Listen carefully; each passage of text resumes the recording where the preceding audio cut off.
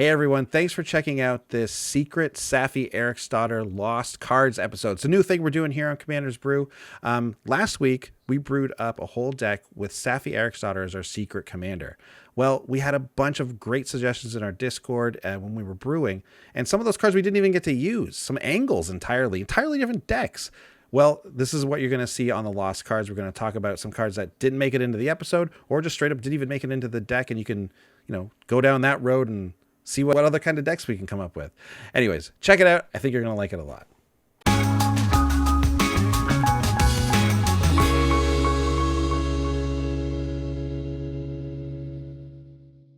Hey everyone, check it out. It is The Lost Cards, Episode 1, Secret Saffi. Like I said in the intro, last week we did a deck tech. This week we're going to talk about a little bit of a continuation, right, John? Yes. So just to fill you, if this is the first one you're looking at, just to briefly fill you in, it's a secret Saffi Eriksdotter deck with Rienne at the real helm. But as with the premise of the show, there's a lot of stuff that just doesn't get to fit in. If you want to see all the stuff we already talked about, make sure you give that last episode a look. But here's one of the angles that was worked on that we can flesh out was that I think was really cool was leaning on Cole the Forge Master to kind of get equipped creatures coming back as well, just to double up, triple up on creatures coming back to you. So if you wanted to, there's a world where this deck gets real heavy in the equipment, lots more attacking, that sort of thing. And of course, if we're doing that way, you're going to want to get Valduke, Keeper of the Flame in the deck. I think that would be a fantastic include, getting more elementals as you have things Valduke equipped. That just seems like a natural to me. Absolutely. And in kind of the same same realm also, we have Kemba, Ka Regent. There she is. Great card. I mean, there's like a whole other deck around Saffi and around Cole with the equipment where we just go hard on equipment and even harder on tokens with Valduke and Kemba, and start to use some of that green mana angle to get some token stuff going on in the deck and work with the sacrificing that way. I think that can be a definite angle that we didn't explore in the main deck. What about some of the different equipment? I would want to get the Bloodforged Battle Axe in there. That's the equipment that when your creature deals combat damage, you make a copy of the equipment. You can move that equipment around. I'm sure in this version of the deck, we'll have tools to move equipment around even easier. So like we could just get equipment everywhere for us. Who is it? Ardeen? Does Ardeen move enchantments or equipment only? Both, I think. Ardeen, both? Yeah, aura is an equipment. Yep, you can move. So Ardeen goes in this too, right? Like, and now we got this heavy. Like this is a fun angle too, I think. Absolutely. Especially if we can get Saffi out with Cole, like these things work really well together, right? We can move them around free with Ardeen. That's really good stuff. There's also the angle of once we get stuff equipped, or once we get a lot of stuff out, to lean on that Boros style of multiple combats, right? One that works really well with our whole sacrifice theme from the Saffi episode is Breath of Fury. It's a weird one. It's the aura you put on it, and then you put on a creature, and then when that creature deals combat damage to the player, you sacrifice it and you like move it on to the next creature, and then so on and so on. So if someone's wide open, you're going to be able to get in every time with someone with the Breath of Fury on, so you'll be able to get like multiple attacks in. So wait, when does Valduke make the tokens? At the beginning of combat? Oh, that's a good question. At the beginning of combat, Valduke does make them at the beginning of combat. So now we're just like putting them on an elemental, and that elemental dies. Who cares? I'm just gonna with trample and haste. Yes. Do we get to declare another? Yeah, we do. Oh my goodness, that's the combo there. That's the combo. I mean, I'm sure Valduke players know that, but we just discovered that, and that sounds pretty good to me, I'll be honest. The great thing about this is that this works well with Saffi, obviously, in that we can, if we have to put this on some really good creature, we can save them when we have to sacrifice them, bring them back, right? That alone sometimes can be the way that we get in for some extra combats that way, right? And the thing that's amazing these days is that like Saffi wants to do. Oh, I wasn't even thinking that way. I guess like for some reason in my mind, I was like, well, it has to be a legendary. Saffi only saves legendaries. It's like, no, that's not true. Saffi can save Saffi saves anything. Yeah. anything, right? So, but I guess I was about to just suggest that like there are so many legendaries now that are really cool on their own, in their own rights, that's not much of a restriction. In fact, we're talking about Valduk. I'm sure you'd probably want to fit Danitha in there. Kemba. Let's put Blackblade Reforged in. We're going to be able to equip that for 3 every time. So, and you know, that thing's going to be what? So for plus X equals the number of lands you control. No problemo. Yeah, I think it'd be very easy to put together like a Naya legendary equipment deck. There's so many good. I mean, That's cool. That's very cool. Annex hardened by the forge, so that whenever anything dies, you're getting multiple little satyr tokens for more attacks. I mean, Nazan Revered Bladesmith was in our original deck, but it even fits. It fits even better in this one, right? Like Nazan, by the way, is the budget half of him and his hammer. The hammer is the expensive piece. Nazan himself, though, is nice and affordable. So and a great card. I love Nazan. Well, I guess that's true of most artists, right? Their art ends up being worth way more than the person is. I mean, if you say so. Well, I mean, ain't nobody paying $6 million for Van Gogh's corpse. I guess not. But although, are you sure someone wouldn't? If someone was like, and up next on auction, we have the corpse of Vincent Van Gogh. But next on the Sotheby's auction lineup, we will be auctioning off Van Gogh's corpse. Yeah. It is the reanimated husk of Vincent Van Gogh. Number 23 in your programs. Bidding will begin at $4 because it's not worth $6 million. $4 to the man eating nachos in the back. No one else is interested. Cut to the sitcom of the dude with nachos and reanimated Van Gogh. It's Barry and Vincent Van Gogh. He needed a guy to clean his shed, so he bought the corpse of Vincent Van Gogh. I just needed you to clean my shed, not paint a friggin' night sky on the damn thing. Come on, Van Gogh. What the hell, man? He just keeps going, what? You need to speak into my other ear. Okay, well, you know, the reanimated corpse of Vincent Van Gogh is, look out for that. Coming to Netflix. Yes. Because Sean and I are going to be pitching it. Yes.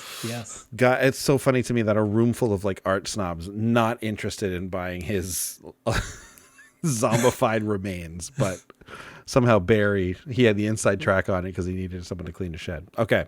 Yeah. I love it so much. There was another little angle that we didn't even explore at all in this deck because it's an Abzan look at Saffi Eriksdotter. Now that's how we went Naya. Personally, that's how I know Saffi Eriksdotter. That's how I was introduced to the card because I put together a Carador deck, and I remember going on the Commander subreddit and people being like, "Oh, you got to include this card, Saffi Eriksdotter." So, that's where I know it from. So when it was kind of suggested in the Discord, I kind of knew I wanted to go with this like red. I wanted to go with Naya with it. I knew that from the start, so we didn't end up doing that. But that didn't stop a couple of good cards being suggested.